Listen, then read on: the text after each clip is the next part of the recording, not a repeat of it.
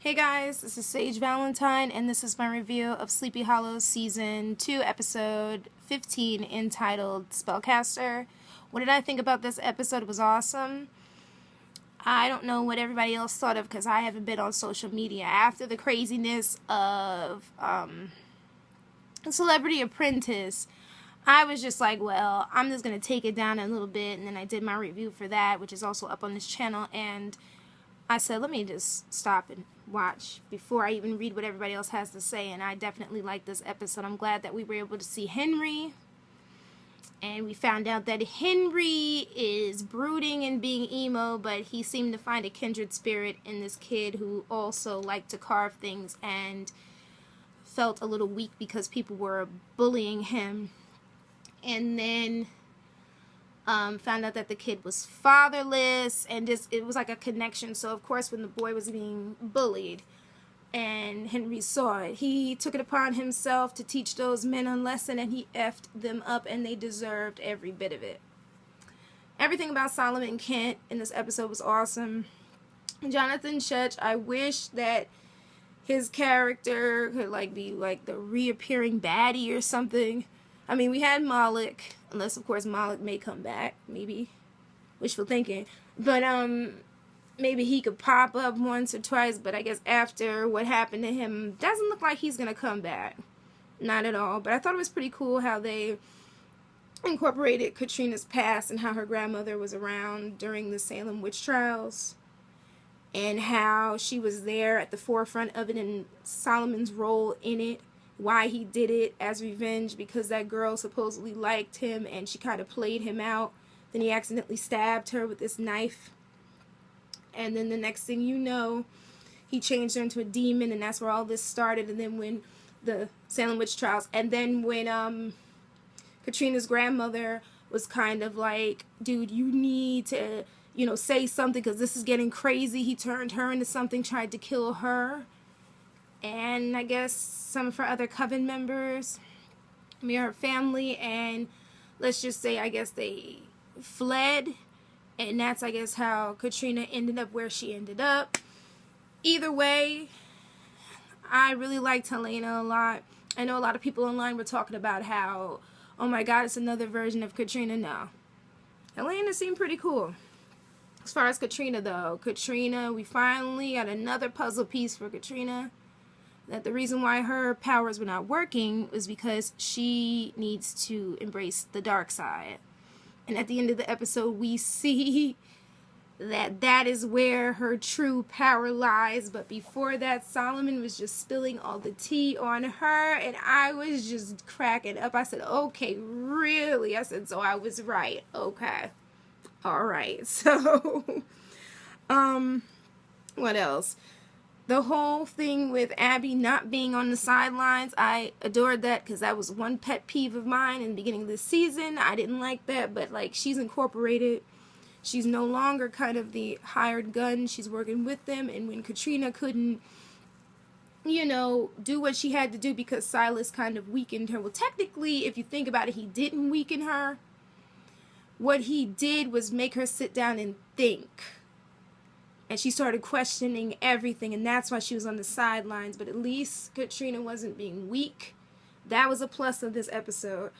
Like I said, with the Abby not being on the side, and she was with Crane, and they were working together and everything, and they're repairing their relationship at this point as friends and as witnesses, and they both recognize, especially Abby, the importance of being witnesses and how this is like a 24/7, 365 job, no days off, no nights off, weekends included. All right, what else?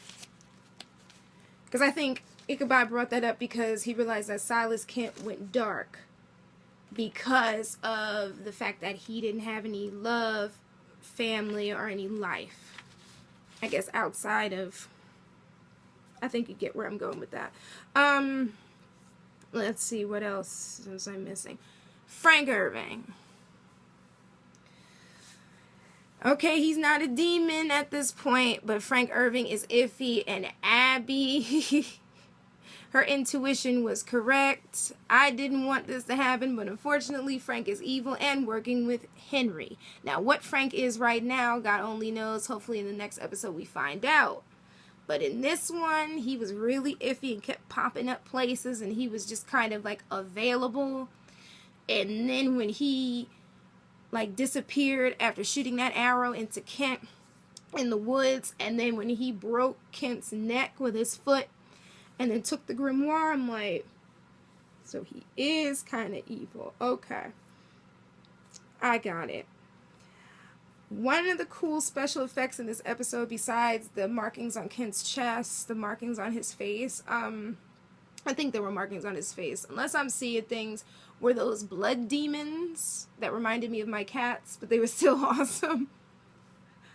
That is the one reason why I love Sleepy Hollow, because of the special effects and because of the way they make the demons look so realistic and grotesque, and just, I loved it. I hope we get to see more of those.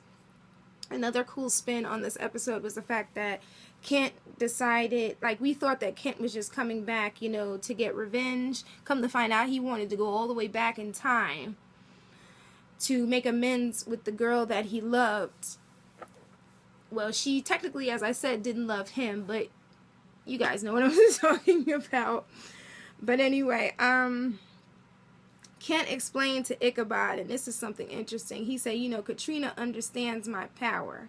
And pretty much season 1 into this season, everybody's kind of been trolling Ichabod. Everybody meaning Abby, Jenny at some point. Trying to remember if Irving said anything, but I don't think so. But basically the people around him have been telling him like something's up with Katrina, and he's kind of been ignoring it, but maybe he's going to think about this, like what is going on with Katrina at this point. And as I said, with Crane being more intense, he beat the crap out of Silas Kent and just wouldn't stop, and he attributed that to, you know, that he had to make amends with Abby, I guess, because Abby said that he was kind of like Silas Kent a little bit. But as I said before, back to that episode when he found out he was Jeremy's father, just as intense as that, but up to the 10th power. Craziest thing also is that Frank Irving fell back into the group, and he's doing the exact thing that Abby said he was going to do, kind of being like Andy, but the only difference between him and Andy is that he hasn't turned into a demon yet, because you never know with Sleepy Hollow. But anyway, that ending was surprising also, though, even though I knew that Frank was on the dark side. Like when Henry went into the forest, and then he met up with Frank, and then he had that grimoire, and he gave it to Henry, and I'm like, what is going on with Henry? But see, now Abby's not going to see him coming, and that is the ultimate betrayal. And the reason why she won't see him coming is because he mentioned, oh, Cynthia and I had to start over. I hope he didn't do anything to Cynthia and Macy. Oh my goodness.